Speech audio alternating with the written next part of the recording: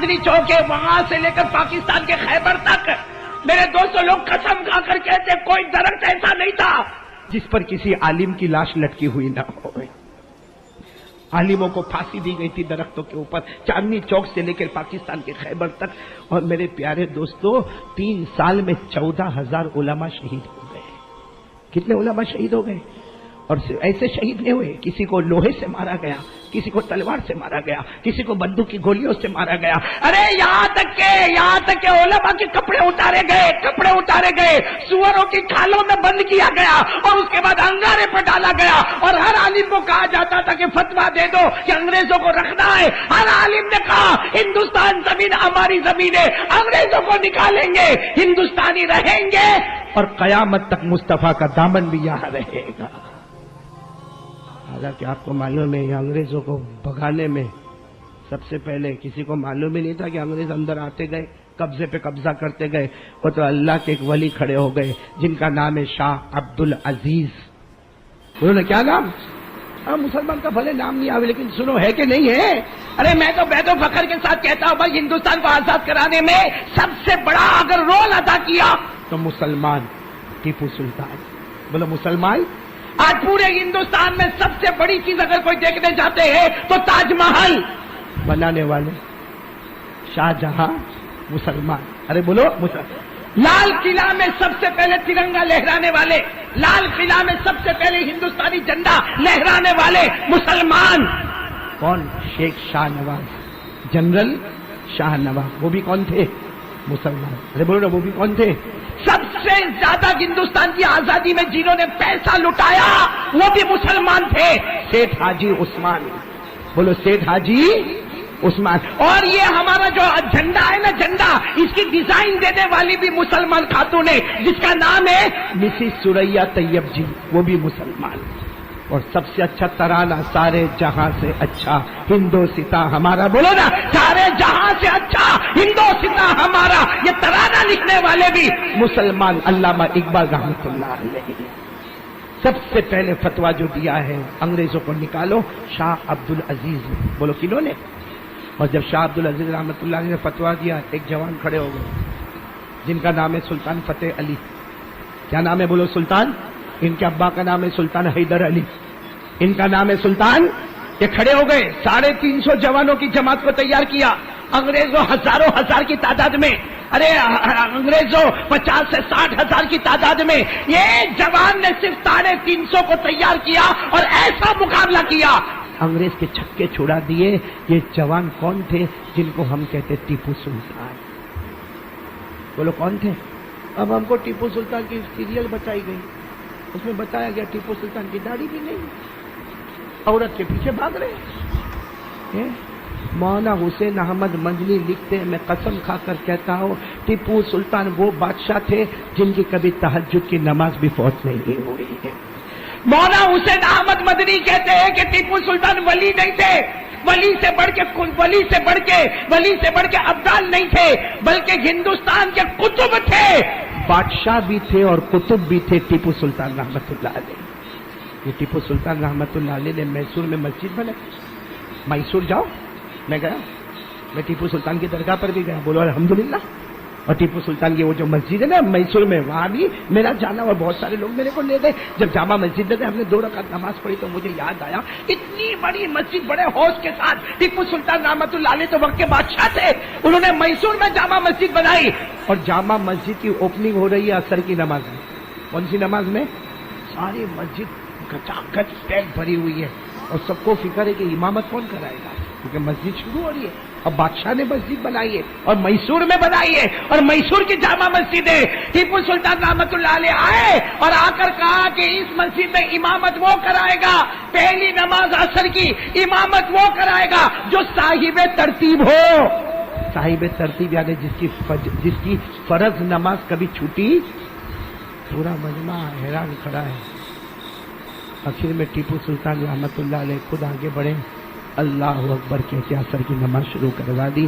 اور نماز کے بعد کہا راز کھولنا نہیں چاہتا تھا لیکن کھل گیا, بالغ ہونے سے لے کر اب تک ایک بھی نماز میری قضا نہیں ہوئی. یہ ہے میرے دوستوں ہندوستان کے لیے ہم قربانی دینے والے. سب سے پہلے شاہ عبد العزیز رحمت اللہ علیہ, پھر کون؟ ٹیپو. اور میرے دوستوں وہ 1862 63 64 ہاں یہ دہلی میں چاندنی چوک ہے, دیکھا ہوگا آپ نے دہلی میں چاندنی چوک. میرے دوستوں دہلی میں چاندنی چوک ہے, وہاں سے لے کر پاکستان کے خیبر تک میرے دوستوں لوگ قسم کھا کر کہتے کوئی درخت ایسا نہیں تھا جس پر کسی عالم کی لاش لٹکی ہوئی نہ ہو. عالموں کو پھانسی دی گئی تھی درختوں کے اوپر, چاندنی چوک سے لے کر پاکستان کے خیبر تک. اور میرے پیارے دوستوں 3 سال میں 14,000 علماء شہید ہو گئے. کتنے علماء شہید ہو گئے؟ اور ایسے شہید نہیں ہوئے, کسی کو لوہے سے مارا گیا, کسی کو تلوار سے مارا گیا, کسی کو بندوق کی گولیوں سے مارا گیا. ارے یہاں تک کہ علماء کے کپڑے اتارے گئے, سوروں کی کھالوں میں بند کیا گیا اور اس کے بعد انگارے پر ڈالا گیا. اور ہر عالم کو کہا جاتا تھا کہ فتوا دے دو کہ انگریزوں کو رکھنا ہے. ہر عالم نے کہا ہندوستان زمین ہماری زمین ہے, انگریزوں کو نکالیں گے, ہندوستانی رہیں گے اور قیامت تک مصطفیٰ کا دامن بھی یہاں رہے گا. آپ کو معلوم ہے ایک بہت بڑے اللہ کے ولی مولانا جعفر, بولو کیا نام, انگریزوں نے ان کو ہاتھوں میں ہتھکڑیاں, پاؤں میں بیڑیاں. مولانا جعفر فرماتے ہم لوگ 15 آدمی تھے, سب کے ہاتھ میں ہتھکڑیاں, پاؤں میں بیڑیاں. کہا ہم کو ریل کے ڈبے میں ڈال دیے, اسی حال میں ریل کے ڈبے میں ڈال دیے. اور کہا وہ ریل چلی, امبالہ سے لے کے لاہور تک وہ ریل چلی, لاہور سے لے کے ملتان تک وہ ریل چلی. کہتے 22 گھنٹے کے بعد ہم کو پانی پلایا جاتا تھا, 25 گھنٹے کے بعد ہم کو تھوڑا بہت کھانا کھلایا جاتا تھا. وہ کہتے ہیں کہ جب ہم کو ریل کے ڈبے میں سے نکالا تو لوہے کے پنجرے تیار تھے, ان پنجروں میں ہم کو رکھ دیا گیا. جو پنجرے چاروں طرف سے نوک والے تھے, کھڑے رہے تو بھی پاؤں میں چوبے, ٹیک لگائے تو بھی چوبے, بیٹھے تو بھی چوبے, اتنی پریشانی میں تھے. مولانا جعفر کہتے اسی پریشانی کے عالم میں میری بیوی اور 3 بچوں کو لایا گیا. مولانا جعفر کہتے میں نے میری بیوی کو دیکھا, سچ بتاؤ اس حال میں ہم اپنی بیوی کو دیکھے. کہتے میرا چھوٹا بچہ, جو چھوٹا بچہ تھا 4 سال کا, سب سے چھوٹا والا, کہا وہ تو میرے لوہے کے پنجرے کے پاس آیا اور اپنا ہاتھ ڈال کے کہتا ابا باہر آ جاؤ نا, ابا باہر آ جاؤ نا. وہ کہتے میرے ہاتھوں میں تو ہتھکڑیاں تھی, میں نے دھیرے سے اپنا ہاتھ اپنے بیٹے کے ہاتھ میں رکھا, کہا بیٹا اگر زندہ رہا تو واپس آ جاؤں گا, لیکن اگر مر گیا تو قیامت میں حوض کوثر پر پیارے نبی کے ساتھ میں تیری اور میری ملاقات ہو جائے گی. یہ ہندوستان کو علماء نے کیوں محنت کی, تاکہ انگریزوں کو کیا فائدہ ہو. انگریزوں کو نکالا, ہم خود انگریز بن گئے, ہم خود انگریز بن گئے. کی نا محنت کی نا, مولانا جعفر تھانے سری نے محنت کی. ابھی آپ کو بتایا 14,000 علماء شہید ہو گئے. میرے دوستوں علماء کو پھانسی کے پھندے پہ لٹکایا گیا. ارے میرے پیارو ٹیپو سلطان رحمت اللہ علیہ کو شہید کر دیا گیا. اسی لیے ہم تو کہتے ہیں ہزاروں ظلم کے باوجود ہم تبسم کرتے ہیں. بولو ہزاروں ظلم کے باوجود ہم تبسم کرتے ہیں, محبت کے ساتھ ہم تکلم کرتے ہیں, محبت کے ساتھ ہم تکلم کرتے ہیں. وہ وطن سے وفاداری کا ثبوت مانگتے ہیں, وہ وطن سے وفاداری کا ثبوت مانگتے ہیں. ہم اسی وطن کی خاک سے تیمم کرتے ہیں. یہ ہم لوگ ہندوستان والے کہ اگر ہم کو وضو کے لیے پانی نہیں ملتا تو بھارت کی زمین سے ہم تیمم کرتے ہیں. تو پاک پوتر زمین تو ہم نے سمجھا, وضو سے اگر پاکی ہوتی ہے تو بھارت کی مٹی سے بھی پاکی ہوتی ہے. اس لیے کہتے ہیں ہزاروں ظلم کے باوجود ہم تبسم کرتے ہیں, محبتوں کے ساتھ تکلم کرتے ہیں, وہ وطن سے وفاداری کا ثبوت مانگتے ہیں. ہم اسی وطن کی خاک سے تیمم کرتے ہیں. اللہ ہم کو وطن سے محبت نصیب فرمائے. ہاں میرے کو ایک ملا تھا, میرے کو کہتا مولانا اپنا ہندوستان تو بہت خراب ہے. میں نے کہا کیا ہوا, کہا بہت بے ایمانی ہے, 100 میں 99 تو بے ایمان ہے. میں نے کہا برابر ہے, 100 میں 99 بے ایمان, پھر بھی ہمارا بھارت مہان. بولو پھر بھی ہمارا بھارت. لیکن میرے کو ایک سوال آپ سے پوچھنا, یہ سارے علماء نے جو محنت کی تھی نا, انگریزوں کو مصطفیٰ کا دامن آؤ لاؤ الٹا ہو گیا. ہم خود انگریز بن گئے. دیکھو نا, یہاں خالی حساب لگاؤ, انگریزی کپڑے کتنے اور اسلامی کپڑے کتنے. ہم خود انگریز بن گئے. بھائی ہم کو ابھی کرتا پیجامہ نہ بڈھے جیسا کون پہنے, کیا پہنے گا, T shirt jeans shirt pant. یہ کیا انگریزوں کو نکالا, خود انگریز بن گئے, داڑھی اڑا دی. दाढ़ी अरे शर्म भी नहीं आती, डूब के मर जाना चाहिए। हाँ, सारे वो बेचारे मौना जाफर थानेसरी, वो टीपू सुल्तान रहमतुल्लाह अलैह, एक ही काम था, अंग्रेजों को निकालो, अंग्रेजी तहजीब को निकालो, इस्लामी तहजीब को लेकर आओ। खुद अंग्रेज बन के बैठे, shirt pant T shirt jeans, दाढ़ी नहीं, हाँ हमारी पैजामा पटलून टखनों के नीचे, और बाल, हाँ बाल तो मैं हमेशा बोलता हूँ, क्या हैंडसम बाल। यहाँ का बाल भीख मांगता है, ये एरिया भीख मांगता है, ये एरिया उससे बड़ा फकीर है, और पीछे वाला तो पहले से फकीर है, ऊपर इतने बाल लगे, कुड़ुक मुर्गी का पर आधा इधर आधा उधर लटकाए जा। अभी आपने देखा होगा, एक तो बाल के ठिकाने नहीं, अभी यूं करेगा निकल, क्या हुआ भाई, जुए पड़ गई। अभी यूं करके देखेगा, कोई देखती है, वो देखती होगी, वो भी सोचती कि तपेली कहाँ जाना है भाई, कमाने धमाने का नहीं, इन्हें होशियारी मानने का, एक रुपया कमाने का नहीं, इतने बड़े बड़े मोबाइल लेके जाते, जब देखो जब मोबाइल पे हेलो, वो चला गया।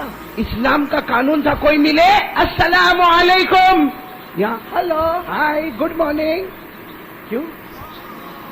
हमारे उलमा ने हमको ये सिखाया, हमारे नबी ने हमको ये सिखाया। शर्म करना चाहिए मेरे दोस्तों। हिंदुस्तान जब आजाद होता है ना, हम लोग जब झंडा लहराते तो आंखों में आंसू यही आते हैं कि अंग्रेजों को निकाल के था हिंदुस्तानी तहजीब आती, मुस्तफा का तरीका आता, हाँ तो सब अंग्रेज बन के बैठे, सब अंग्रेज बन के उठना बैठना खाना पीना सोना चलना, ऐसा लगता अंग्रेज है। सही बोल रहा हूँ गलत बोल रहा हूँ मेरे दोस्तों? बल्कि मैं माफ करना, अंग्रेजी जबान बोलने में फख्र महसूस करेगा। हाँ good morning hello hi how are you, of course why not, अंग्रेजी बोलने में फख्र महसूस करेगा। और कमबख्त को बोलो अंग्रेजी जबान जमीन की जबान है, अरबी जबान आसमान की जबान है। सूरह फातिहा सही किया तूने, इतना बड़ा मजमा बैठा है, सूरह फातिहा सही नहीं और अंग्रेजी जबान में खुश होता है। तो सारे उलमा कयामत में हमको नहीं पकड़ेंगे कि हमने तो तुम्हारे वास्ते अपनी जाने अपनी बीवी, कितनी औरतों को बेवा किया, कितने बच्चे यतीम हो गए, और तुम तो वापस वही बन गए। इसमें मेरे प्यारे इस बात पे आ जाओ भाई, मुस्तफा का दामन। कौन कौन तैयार है जरा पक्का बोले तो मेरे को बहुत अच्छा लगे। बोले तो मुस्तफा का दामन। बात खत्म कर रहा हूं मेरे प्यारों, लेकिन एक बात जरूर कहूंगा, हम यहां से जाते जाते मुस्तफा का दामन। मेरे दोस्तों, आज अगर मैं और आप मिलकर एक गौर फिक्र करें कि दुनिया में सबसे पवित्र जमीन कौन सी है। ये दुनिया फैली हुई है, फैली हुई है, फैली हुई अरबों खरबों माइलों में ये दुनिया चारों तरफ। हाँ मेरे दोस्तों, मशरिक मगरिब शमाल जनूब, ये दुनिया फैली हुई है। लेकिन अल्लाह की कसम मेरे दोस्तों, बाद उलमा इस नतीजे पर आए हैं कि दुनिया में सबसे अच्छी जमीन अगर कोई है तो मक्का मुकर्रमा की जमीन। बोलो सुभान अल्लाह। बाज उलमा का कहना सबसे अच्छी जमीन वो मक्का की जमीन है, इसलिए कि अगर हमें काबा नजर आता है तो मक्का में नजर आता है, मुल्तजम नजर आता है तो मक्का में नजर आता है। अरे हमें हजर अस्वद नजर आता है तो मक्का में नजर आता है, हमें जमजम का कुआं नजर आता है तो मक्का में नजर आता है, हमें गारे हीरा नजर आता है तो मक्का में नजर आता है, सफा पहाड़ी नजर आती है तो मक्का में नजर आती है, मरवा पहाड़ी नजर आती है तो मक्का में नजर आती है। ये सारी चीजों को देखकर उलमा ने फैसला किया सबसे अच्छी जमीन कौन सी। बोलो ना कौन सी। बाज उलमा इस नतीजे पर आए कि सबसे पवित्र जमीन और सबसे पाक जमीन अगर कोई जमीन इस दुनिया में है तो कहो वो मदीना मुनव्वरा की। अरे तकबीर, बोलो नारे तकबीर, अल्लाहु अकबर। सबसे पवित्र जमीन मदीना मुनव्वरा की जमीन है, जिसे हम मदीना भी कहते हैं, जिसे मुनव्वरा भी कहते हैं, जिसे मैमूना भी कहते हैं, जिसे तय्यबा भी कहते हैं और जिसे ताबा भी कहते हैं। लेकिन अब सवाल है, उलमा के दो ग्रुप है, बाज़े कहते हैं कि मक्का की जमीन सबसे पवित्र है, बाज़े कहते हैं कि मदीना की जमीन सबसे ज्यादा पवित्र है। उलमा के दरमियान में कॉन्फ्रेंसें हुई, उलमा के दरमियान में मीटिंगें हुई, नतीजा क्या निकला? नतीजा ये निकला थोड़ी देर के लिए मक्का अपनी जगह पर इज्जत वाला। बोलो मक्का अपनी जगह पर, मदीना अपनी जगह पर ताज़ीम वाला।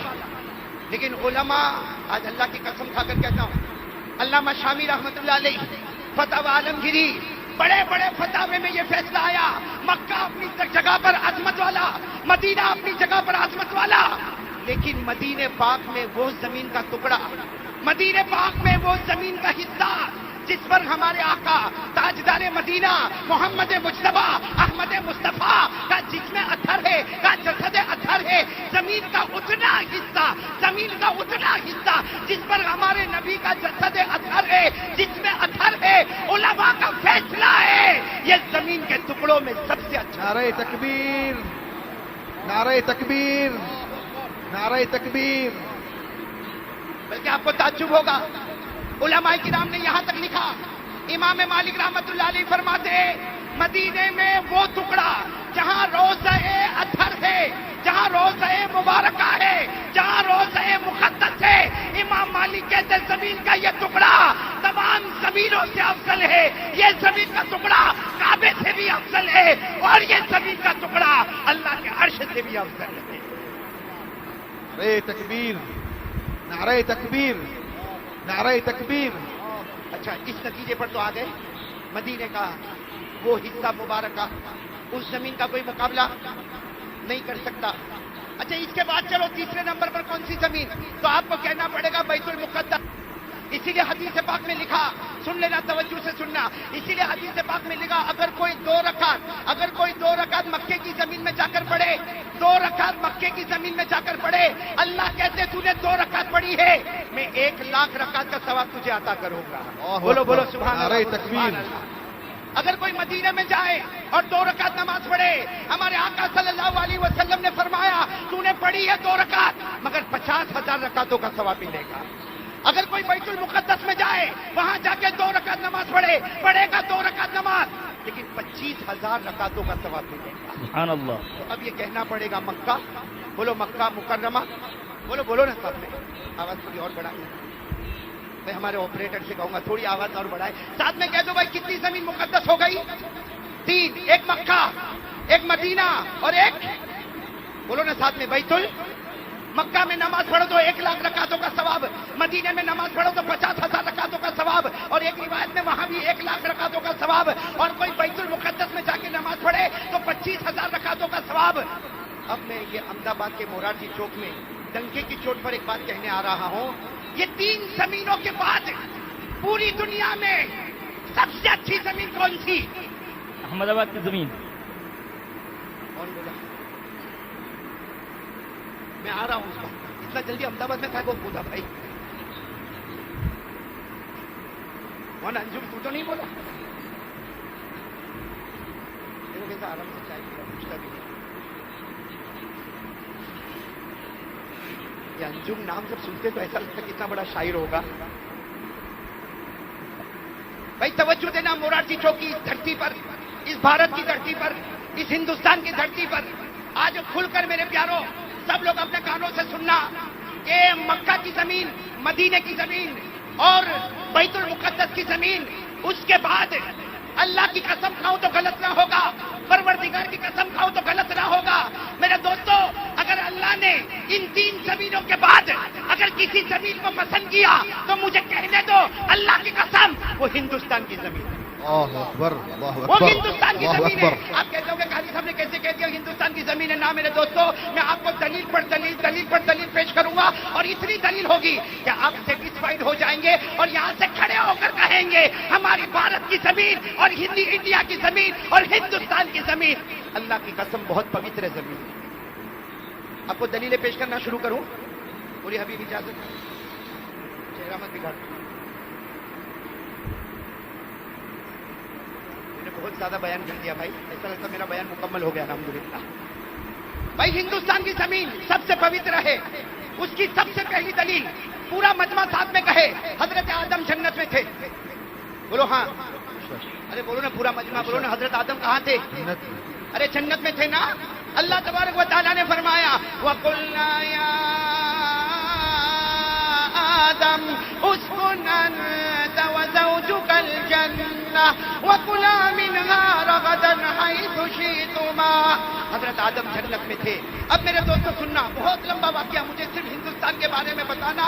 حضرت آدم علیہ السلام کو اللہ تبارک و تعالیٰ جب دنیا میں بھیج رہے، آج بھی تفسیر کی کتابوں میں جاؤ، تاریخ کی کتابوں میں جاؤ، آپ کو پتا چلے گا حضرت آدم اگر زمین پر اترے ہیں اور اللہ نے نبی بنایا ہے تو وہ ہندوستان کی زمین پر اترے۔ اللہ اکبر، बोलो बोलो नारे तकबीर। नारे तकबीर।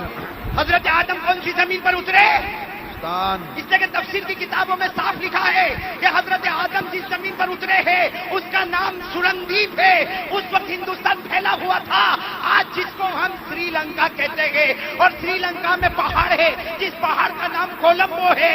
आज भी उस पहाड़ के ऊपर एक सफेद पत्थर है जिस पर हजरत आदम के उतरने के पांव के निशान हैं।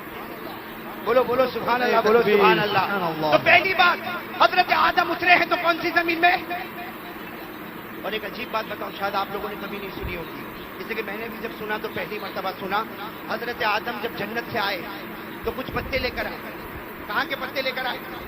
जन्नत के पत्ते लेकर आए। हजरत आदम अलैहिस्सलाम जन्नत के पत्ते लेकर आए। ये हिंदुस्तान की धरती पर हजरत आदम अलैहिस्सलाम जन्नत के पत्ते लेकर आए, और अल्लाह ताला की तरफ से हुक्म होता गया कि ये हिंदुस्तान की जमीन पर फैला दो, ये हिंदुस्तान की जमीन पर फैला दो, ये फला जमीन पर फैला दो, ये फला जमीन पर फैला दो। मेरे दोस्तों, आज भी तारीख बताती है कि मालूम नहीं हिंदुस्तान की कौन कौन सी जमीन में हजरत आदम ने जन्नत के पत्तों को फैलाया होगा। ये हिंदुस्तान की जमीन वो जमीन है जिसने जन्नत को भी छुआ, जिसने जन्नत को भी छुआ है। इसलिए कि जन्नत के पत्ते हिंदुस्तान के मुख्तलिफ जमीनों में फैलाए गए। और आज मेरे दोस्तों वो अलग बात है, लेकिन आपको मानना पड़ेगा, मुझे मानना पड़ेगा, आसाम से लेकर चेन्नई तक, आसाम से लेकर मद्रास तक, आसाम से लेकर केरला तक ऐसे ऐसे ऊद हिंदी अल्लाह तबारक व तआला ने जंगलों में ऐसे दरख्त पैदा किए जिसको आज हम ऊद कहते हैं, जिसको हम संदल कहते हैं। आज कसम से कहना पड़ेगा, पूरी दुनिया में सबसे भारी ऊद अगर कोई है तो वो हिंदुस्तान का ऊद है। लोग सऊदी जाते हैं, वहां से इधर लेकर आते, मौलाना हबीब सऊदी से ऊद लेकर आया, लेकिन मालूम नहीं ऊद यहीं से तो वहां गया था। आज मक्का में काबे में जहां भी लोबान चलता है, जहां भी खुशबू आती है, पूछो मक्का वालों से, पूछो मदीना वालों से, पूछो अरब वालों से, पूछो, जो ऊद जाता है वो ऊद हिंदी है, जो संदल जाता है वो संदल हिंदी है।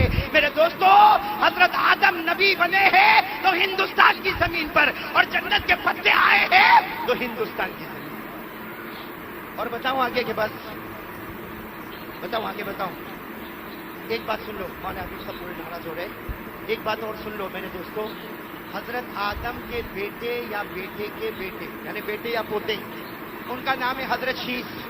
बोलो क्या नाम है? हजरत। आप तफसीर की किताबों में चले जाओ, तारीख की किताबों में चले जाओ, हजरत आदम के बेटे या बेटे के बेटे हजरत शीस, यूपी की जमीन जिला फैजाबाद में आज भी अल्लाह की कसम हजरत शीस का मजार मुबारक वहां मौजूद है। तो हजरत शीस भी आए हैं, तो बोलो कौन सी जमीन पर? और एक अजीब बात बताओ, हजरत नूह अलैहिस्सलाम के जमाने में तूफान आया। बोलो तूफान आया नहीं आया? और लोग कश्ती में बैठे कि नहीं बैठे? अरे बोलो ना, कश्ती में बैठे ना, सबने कश्ती में बैठी और दुआ पढ़ी, बिस्मिल्लाहि मजरेहा व मुरसाहा। अरे हजरत नूह अलैहिस्सलाम के जमाने में कश्ती में बैठे और वो कश्ती चली 7 दिन और 7 रात तक चली, एक रिवायत के मुताबिक चली, लेकिन जाकर ठहरी एक पहाड़ पर। बोलो ना, हजरत नूह की कश्ती कहाँ ठहरी? कुरान करीम ने उस पहाड़ का नाम लिया, वस्तवत अलल जूदी। कुरान करीम कहता है कि हजरत नूह की कश्ती जिस पहाड़ पर ठहरी वो पहाड़ है जूदी। और जूदी पहाड़, तारीख उठाओ, हिंदुस्तान के अयोध्या के करीब जो पहाड़ है उसमें एक पहाड़ जूदी पहाड़ है। तो हजरत नूह के कदम आए हैं वो भी हिंदुस्तान की जमीन पर आए हैं, हजरत शीस आए हैं तो हिंदुस्तान की जमीन पर आए हैं। और मेरे प्यारे दोस्तों, हजरत आदम आए हैं तो हिंदुस्तान की जमीन पर आए हैं। और मेरे दोस्तों, एक आखिरी बात, फिर मैं मेरे मुद्दे पर आ जाऊं। आखिरी बात, ये इलाहाबाद में 2 नदियों का संगम होता है। हाँ बोलो ना, कौन कौन सी? गंगा जमुना। लोग कहते गंगा जमुना सरस्वती गुमनामी है। 2 नदियों का संगम होता है। बोलो कौन कौन सी? गंगा और जमुना।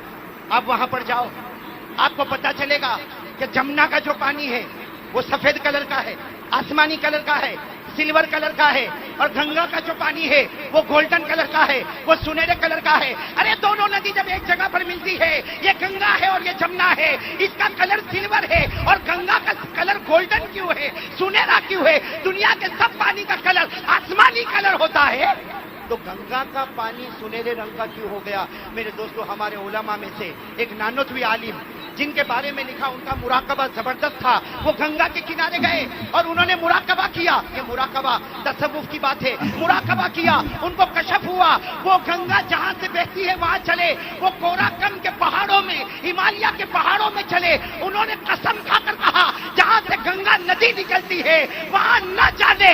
کم از کم 15 نبیوں کی قبریں موجود ہیں. اللہ اکبر، نعرہ تکبیر. 15 نبیوں کی قبریں، جہاں سے گنگا ساگر نکلتا ہے وہاں نبی کی قبریں موجود ہے. حضرت نوح جو کشتی میں اترتے ہیں، وہ کشتی جس پہاڑ پر آتی ہے وہ ہندوستان میں، حضرت شیش کے قدم ہندوستان میں، حضرت آدم کے قدم.